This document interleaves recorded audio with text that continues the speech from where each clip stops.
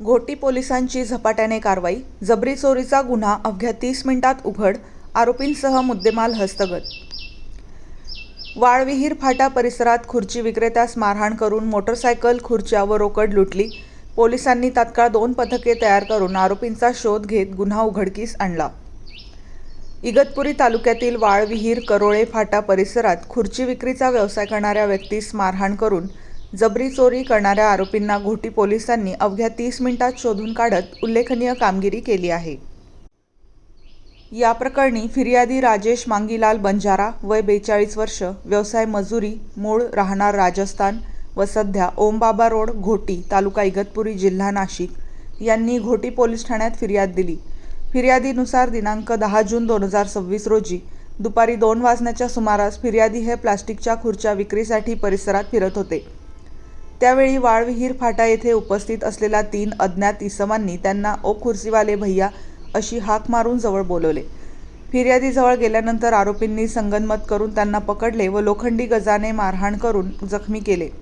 त्यानंतर बळजबरीने फिर्यादीच्या ताब्यातील सुमारे 80,000 रुपये किमतीची हिरो होंडा डिलक्स मोटरसायकल, 8,800 रुपये किमतीच्या 11 प्लास्टिक खुर्च्या तसेच 500 रुपये रोख रक्कम असा एकूण 89,300 रुपयांचा मुद्देमाल जबरदस्तीने हिसकावून नेला. सदर घटनेबाबत घोटी पोलीस ठाण्यात भारतीय न्याय संहिता BNS कलम 309(6)(3)(5) अन्वये गुन्हा दाखल करण्यात आला. गुन्ह्याचे गांभीर्य लक्षात घेऊन पोलीस निरीक्षक विजय शिंदे यांनी तात्काळ 2 स्वतंत्र पथके तयार केली. माननीय पोलीस अधीक्षक डॉ.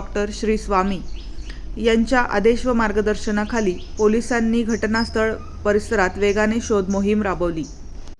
या कारवाईत पोलीस हवालदार सागर सौदागर, दीपक सांगळे, बाळासाहेब आहेर, श्रीकांत खैरे तसेच पोलीस कॉन्स्टेबल पोपट वाघ यांनी कसोशीने तपास करून आरोपी व मुद्देमालाचा शोध घेतला.